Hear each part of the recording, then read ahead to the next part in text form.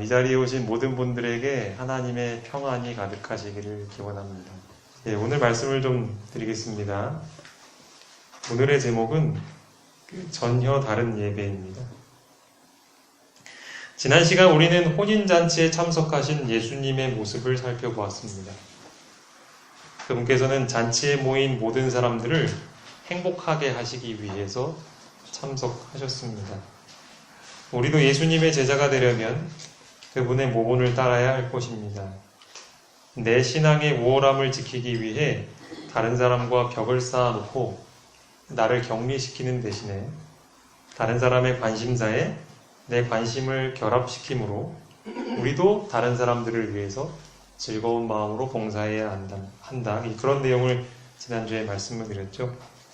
그리고 오히려 그렇게 다른 사람과 섞일 때 우리의 믿음도 더욱 든든하게 서게 된다는 그런 내용의 말씀을 드렸습니다.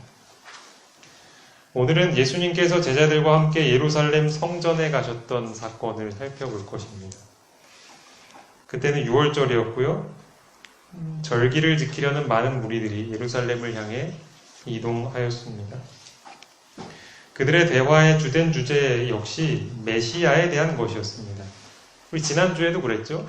잔치에 모인 사람들이 신랑 신부보다 더 관심이 있었던 게 예수님이었어요. 마찬가지로 지금 6월절을 지키러 가는 이제 예루살렘으로 올라가는 사람들도 그들이 3, 4, 5 모여서 하는 얘기가 다 누구에 대한 얘기예요? 예수님에 대한 얘기예요. 침례 요한이 그분을 메시아로 선포했다는데 그분이 과연 우리가 기다리던 메시아일까? 막 그런 얘기를 이렇게 서로 한 거예요. 예수님께서는 그들과 함께 섞여서 가시면서 진짜 메시아의 그 모습을 그들이 보게 되면 실망하게 될 것을 아셨어요. 왜냐하면 그 사람들이 기대했던 메시아는 위대한 국가를 건설할 왕이었거든요. 그래서 예수님은 그들과 섞이셔서 아주 열심을 가지시고 그 길가에서 사람들에게 성경 공부를 시켜주셨어요. 메시아에 대한 예언에 대해서 설명을 해주셨어요. 그들이 메시아의 사명을 바로 깨달아서 실망하지 않게 하기 위함이었죠. 이제 예수님과 제자들은 먼 길을 가서 예루살렘 성전에 도착했습니다. 그곳에는 절기를 지키러 온 사람들로 아주 인산인해를 이루었습니다. 성전 뜰에 들어가셨는데 아주 혼잡한 군중들로 가득 차 있었습니다. 그곳은 한마디로 하나님의 성전이라기보다는 소란스런 가축 시장 같았습니다. 쩔렁거리는 동전 소리, 제사에 필요한 제물을 사기 위해서 가격을 흥정하는 소리, 제물로 팔릴 짐승들이 여기저기서 우는 소리들, 그 모든 소리들이 뒤섞여 있었습니다. 사람들은 시끄러워서 제대로 된 예배를 드릴 수가 없었습니다. 그리고 이것과는 전혀 다른 이유로 예배를 드리기가 곤란했던 사람들이 있었습니다. 그들은 앞을 보지 못하거나 걷지 못하거나 말을 못하거나 하는 병자들이었습니다. 그들의 문제는 제사를 지내려면 제물이 필요했는데 그 제물을 사야 했는데 그 제물을 살 돈이 없었다는 거예요. 너무 가난해서 자신의 끼니조차 해결할 수 없었기 때문이었습니다. 이렇듯 예배를 통해서 내가 오늘 하나님의 은혜를 좀 마음에 얻어가고 싶다 해서 왔는데 막상 돈이 없어서 제물을 사지 못해서 예배를 못 드린다고 생각하니까 얼마나 마음이 서글펐겠습니까? 너무나 괴로울 수밖에 없었습니다. 그렇다면 이 예배를 주관하는 책임자들이 이러한 사람들에 대해서 배려해주고 어떤 조치가 있어야 했을 텐데 그런 것은 전혀 없었습니다. 제사장들은 성전이 소란하든지 말든지 제물이 얼마나 비싸든지 말든지 그런 문제를 전혀 해결할 의지가 없어 보였습니다. 이러한 모든 광경을 예수님과 제자들이 지켜보고 있었습니다. 근데 제자들은 사실 이런 광경이 처음이 아니었어요. 절기를 지키러 갈 때마다 늘 반복된 상황이었거든요. 그렇기 때문에 이래서는 안 되는데 하는 생각은 가지면서도 그냥 습관적으로 본 거니까요. 별로 놀라지 않았을 겁니다. 근데 예수님은 그렇지 않았습니다. 그분의 표정에는 뭔가 이 문제를 지금 해결하지 않으면 안 된다는 굳은 의지가 느껴졌습니다. 그리고 이러한 문제들이 왜 생겼는지를 아셨던 예수님은 마음속에 거룩한 분노를 품으셨습니다. 곁에 있던 제자들뿐만 아니라 성전의 뜰에 모인 사람들의 눈이 하나둘씩 예수님을 주목하기 시작했습니다. 예수님의 모습을 쳐다본 사람들은 모두 그분의 시선을 피했어요. 두려움을 느꼈기 때문입니다. 거래하고 흥정하던 소리가 멈추고 점차 그곳은 조용해졌습니다. 그리고 예수님의 음성이 들렸습니다. 이것을 여기서 가져가라. 내 아버지의 집으로 장사하는 집을 만들지 말라. 그리고는 예수님께서 한 손에는 노끈으로 만든 채찍을 드시고 장사하는 사람들의 상을 하나씩 엎으셨습니다. 성전 관리들, 제사장들, 동물을 파는 상인들, 돈을 바꾸어 주었던 상인들, 예수님의 시선으로부터 벗어나기 위해서 허겁지겁 달아났습니다. 평상시와는 너무나도 다른 말과 행동에 곁에 섰던 제자들마저도 두려워할 수밖에 없었습니다. 이제 성전 뜰에는 짐승을 사고 파는 거래의 장면 대신에 전혀 새로운 장면이 나타났습니다. 가난과 신체의 질병으로 예배드리는 것이 불가능해 보여서 좌절하고 돌아가려 했던 그 사람들이 이제 성전으로 모여들었습니다. 그리고 예수님께로 왔습니다. 나를 축복해 주소서. 그렇게 간절히 외쳤던 그 사람들의 부르심을 예수님께서 들으셨습니다. 그들을 불쌍히 여기시면서 그들의 질병을 고쳐주셨습니다.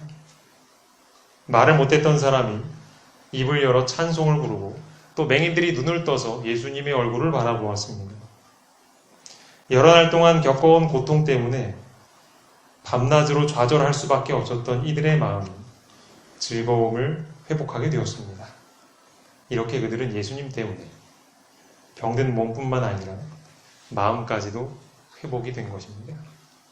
그들의 입에서는 예수님을 높이는 찬양의 노래가 끊이질 않았습니다. 그들이 돌아가는 길에 그들은 서로에게 예수님께로부터 받았던 그 동정과 은혜의 말, 또 치료의 경험, 그 간증을 하느라고 끊이질 않았습니다. 6월절 예루살렘 성전에서 제자들이 목격했던 이 놀라운 사건의 의미, 그게 과연 뭘까요? 이것은 예수님께서 메시아로서, 다시 말해 구원자로서 이 땅에서 하셔야 할 사명이 무엇인지를 선포하는 것이었습니다. 제자들은 예수님의 사명이 무엇인지를 분명하게 이해할 필요가 있었습니다. 더욱더 그것이 중요했던 이유는 당시 대다수의 사람들이 그 사명을 오해하고 있었기 때문입니다. 그렇다면 그분의 참된 사명은 무엇이었을까? 화면을 한번 좀 보실까요? 시대소망 161쪽입니다. 세상에 매매하는 자들로부터 성전을 정결하게 하면서 예수께서는 마음에서 더러운 죄, 곧 영혼을 부패하게 하는 세속적인 욕망, 이기적인 욕정, 악한 습관을 제거하고 정결케 하는 당신의 사명을 나타내셨다. 그러니까 여기 예수님의 사명이 무엇인지를 설명하고 있죠. 성전을 정결하게 하는 것은 그분의 사명이 뭔지를 생생하게 보여주는 상징이었어요. 그 진짜 의미가 무엇이냐? 여기 하나하나 나와 있죠. 마음 가운데 있는 더러운 죄들, 세속적 욕망, 이기적인 욕정, 악한 습관, 이런 것들을 제거하고 마음을 깨끗하게 하는 것이 예수님의 사명이었습니다. 그러니까 예수님은 그 일을 하러 오신 거였어요. 여러분 한번 생각해 보시기 바랍니다. 성전은 시끄러워야 합니까? 조용해야 합니까? 그렇죠? 조용해야죠. 그래서 때때로 뭘 모르는 아이들이 막 시끄럽게 떠들거나 달리기를 하거나 그러면 우리가 주의를 두고 제지를 시키잖아요. 성전은 조용해야 합니다. 그런데 그 당시 예루살렘 성전이 소란스러웠던 이유는 무엇일까? 그곳에서 돈을 바꾸고 짐승들이 거래되는 일들이 있었기 때문이죠.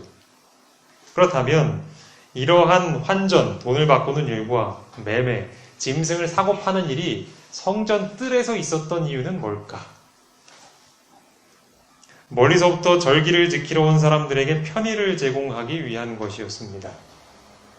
그러니까 생각해 보세요. 그 당시에 예루살렘에 모인 사람들은 우리처럼 그저 차를 타고 5분이면 올 수 있는, 5분에서 10분이면 올 수 있는 가까운 곳에서 온 사람들만 있었던 게 아니었어요. 몇 날 며칠을 걸어가지고 저 외국에서까지도 이 절기를 지키러 유대인들이 왔단 말이에요. 그러면 이제 여기 예배를 드리려면 우리는 이제 재물을 가지고 오진 않잖아요. 그냥 헌금 챙기고 성경찬미 챙기고 이렇게 오잖아요. 당시 사람들은 이제 제사를 지내야 되기 때문에 짐승을 필요로 했는데 그거를 집에서부터 끌고 오기엔 너무 힘이 드니 성전에서 편의를 제공한 거예요. 성전에서 재물을 살 수 있도록 이렇게 편의를 제공한 겁니다. 아주 선한 의도 같잖아요. 그렇죠? 편의를 제공한 것처럼 예배 드리러 온 사람들을 배려한 것처럼 보이죠. 하지만 실상은 그렇지 않았습니다. 화면 보실까요? 시대소망 155쪽. 돈을 바꾸는 일은 사기와 부정이득을 취할 수 있는 기회가 되어 수치스러운 거래로 발전하였으며 제사장들의 소득원이 되었다. 이 성전에서는 자기들이 집에서 쓰던 돈을 쓸 수가 없었어요. 성전에서만 쓸 수 있는 돈으로 바꿔야 했습니다. 우리가 외국 나갈 때도 환전을 하잖아요. 그렇죠? 그 나라에서 쓸 수 있는 돈으로. 그런 것처럼 성전에서 쓸 수 있는 돈으로 바꿔야 재물을 살 수가 있었어요.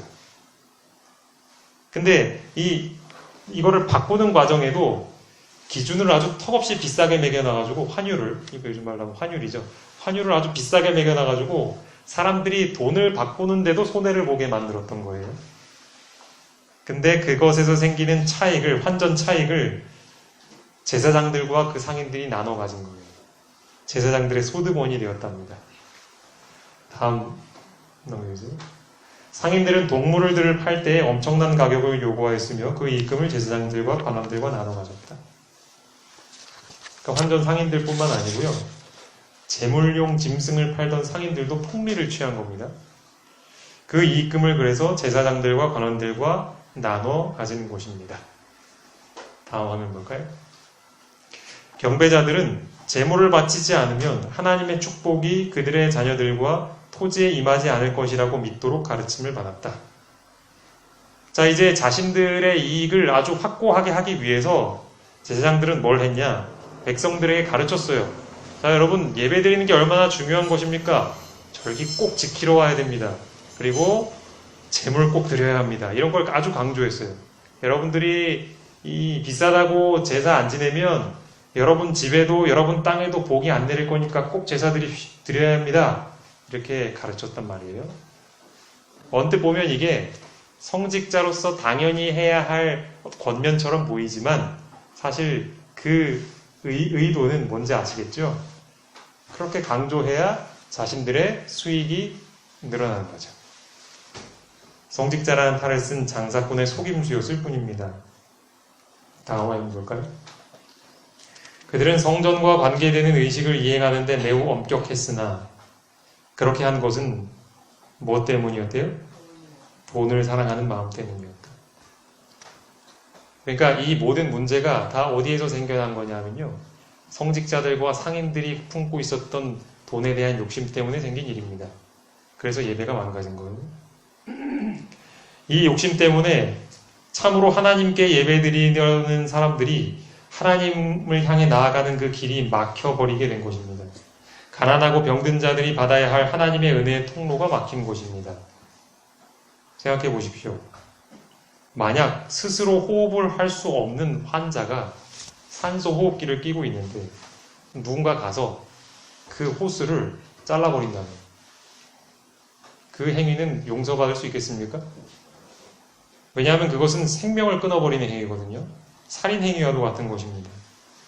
마찬가지로 사람을 살려야 할 사람들이 사람을 살려야 할 성전에서 사람들을 죽음으로 이끄는 일들이 스스럼 없이 자행되고 있었던 것입니다. 다음 화면 보겠습니다. 신령한 예배는 신속히 사라져가고 있었다.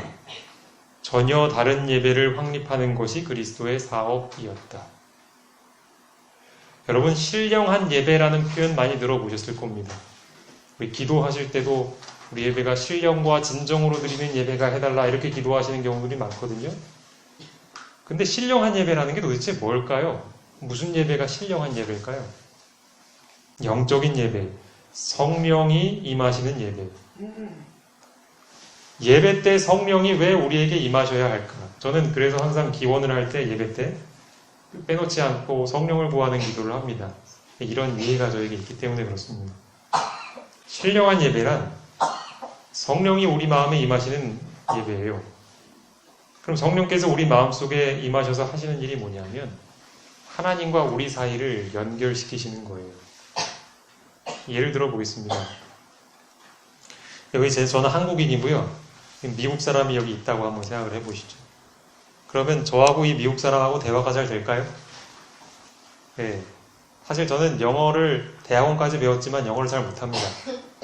그래서 막상 미국인을 옆에 두면 대화가 잘 안 돼요. 그래서 하고 싶은 말이 많아도 그냥 이러고 닫게 됩니다. 그런데 만약에 저와 이 미국인 사이에 한국말과 미국말을 다 할 수 있는 사람이 있다면 어떨까요? 대화가 이제 더 쉽게 되겠죠, 그렇죠? 물론 좀 번거롭긴 하지만 성령의 역할이 그것입니다. 죄로 인해 하나님과 우리 사이는 끊어졌어요. 하나님은 우리에게 생명을 공급해 주실 수 있는 공급원이셔요. 그런데 끊어졌단 말이에요. 그럼 이 사이를 연결해 줄 누군가가 있어야만 우리는 우리의 몸도 마음도 힘을 얻을 수가 있단 말이에요.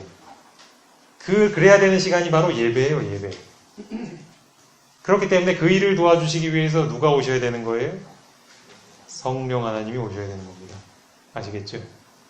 그 역할을 우리가 이해한다면 아마 우리의 기도에 좀 더 많은 횟수의 성령 하나님께서 등장하시게 될 겁니다. 신령한 예배는 그런 예배입니다. 결국 성령께서 우리에게 생명을 공급해 주시는 예배.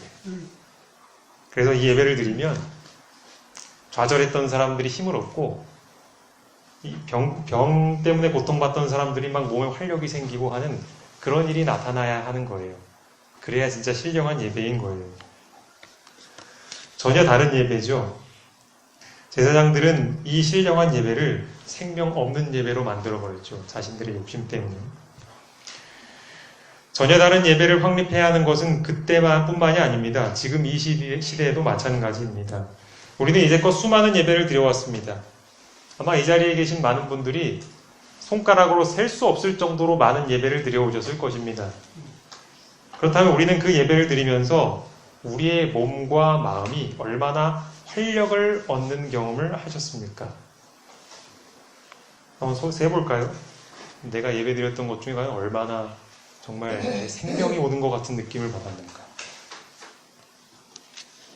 그저 습관적으로 또 나는 집사니까, 장로니까, 목사니까, 신자니까 책임감에서 예배에 참여하긴 하지만 우리가 예배를 드리러 올 때 어떤 기대가 있습니까? 내가 이 예배에 참석하면 내가 일주일 동안 스트레스 받고 또 일주일 동안 고민하고 몸이 정말 아프고 피곤하고 마음이 이래저래 걱정으로 지치고 사람들의 욕심에 이리저리 치여가지고 쉼이 필요하고 힘이 필요한데 예배 오면 그게 다 낫겠다 하는 기대가 있습니까? 그렇다면 우리에게도 전혀 다른 예배가 확립되어야 하는 것입니다. 예루살렘 성전을 정결하게 하신 예수님께서 우리 교회에도 오셔서 우리 교회를 정결하게 하셔야 하는 것입니다. 근데 그분의 정결 사업이 여기 와가지고 단상을 뒤엎고 하는 그런 거는 아닙니다. 네, 분명 다른 방법으로 하시는 것입니다. 중요한 것은 뭐냐 하면 우리 교회의 구성원인 한 사람 한 사람의 마음속에 들어오셔서 우리 마음을 깨끗하게 하셔야 하시는 것입니다. 내 마음에 뿌리 박힌 온갖 이기심과 교만의 잔재들이 뿌리 뽑혀야 하는 것입니다. 그렇게 되지 않으면 우리는 앞으로도 수없이 많은 예배를 드리게 되겠지만 그 예배를 통해서 생명을 얻지는 못할 것입니다. 하나님은 우리 초람교회가 이 지역의 생명의 통로가 되기를 간절히 바라십니다. 그래서 그분께서는 오늘 우리 교회를 방문하셔서 이 성전을 정결하게 하기를 바라십니다. 그분이 깨끗하게 하시는 것은 이 교회 건물이 아닙니다. 우리 주중에 또 몇 분들이 이렇게 오셔가지고 매주마다 성전을 깨끗하게 해주시는데 예수님께서 성전 정결하시는 것은 그런 차원의 정결이 아닙니다. 이 자리에 앉아 계신 여러분 한 사람 한 사람의 마음입니다. 예수님은 그때처럼 이 예루살렘 성전에 들어가셨던 것처럼 누구 허락받고 들어가신 거 아니잖아요. 그렇죠? 그렇게 무작정 들어오시지는 않습니다. 이 시대에는 먼저 우리가 우리 마음속에 주님 들어오십시오 하고 문을 열어드려야만 그분께서 들어오실 수 있습니다. 그분 오늘도 우리 각자의 마음을 두드리면서 열어주기를 기다리고 계십니다. 그리고 우리가 그 음성을 듣고 그분을 받아들인다면 그분께서는 죄로 더러워진 내 마음을 정결하게 하는 사업을 시작하실 것입니다. 여러분 아까 기억나시죠? 제사장들 그 얼마나 사람들 앞에 거드름 피우고 존경받으려고 온갖 신앙 행위들 막 자랑하고 그렇게 경건한 척하면서 화려한 옷을 입고 사람들 앞에 거룩해 보이는 표정을 지으면서 그렇게 뭐 전혀 두려울 것 없던 그런 사람들처럼 보였는데 예수님 나타나시니까 아무 소리도 못하고 도망가잖아요. 장사꾼들도 마찬가지예요. 예수님은 그런 분이신 거예요. 예수님은 그분의 존재 자체로도 죄를 내어 쫓으실 수 있는 분이셔요. 죄가 그분과 함께 거하실 수가 없는 거예요. 그분이 우리 마음속에 들어오시면 우리가 예수님을 내어 쫓지 않는 한 이 죄, 우리 마음속에 있는 죄는 쫓겨날 수밖에 없습니다. 만약 우리 교회 안에 그런 예수님께서 들어오셨을 때 죄 대신에 예수님을 쫓아낸 분이 계시다. 마음속에 돈에 대한 욕심, 다른 사람보다 나를 먼저 생각하는 그 이기적인 마음을 고집하신다면 아마 예수님께서 이 교회에 오실 때 그리고 지금보다 훨씬 더 분명하게 예수님이 우리 가운데 나타나신다면 아마 그분들은 1초도 못 견디고 이 교회 밖을 나가셔야 할 겁니다. 예수님의 임재라는 건 그런 것이거든요. 그렇기 때문에 이 죄를 내어 쫓고 성전을 정결하게 할 수 있는 일은 예수님 외에는 할 수가 없는 거예요. 만약 우리 안에 마음의 성전이 정결하게 된다면 어떤 일이 벌어지게 되겠습니까? 아까 우리가 살펴봤던 이야기를 생각해보면 금방 연상이 되실 겁니다. 제사장들, 장사꾼들이 다 도망가고 난 후에 예수님을 찾아온 사람들은 병자들, 가난한 사람들, 예배드리지 못할 것 같아서 절망하고 돌아가려던 사람들이 이제 예수님께 찾아왔잖아요. 그렇죠?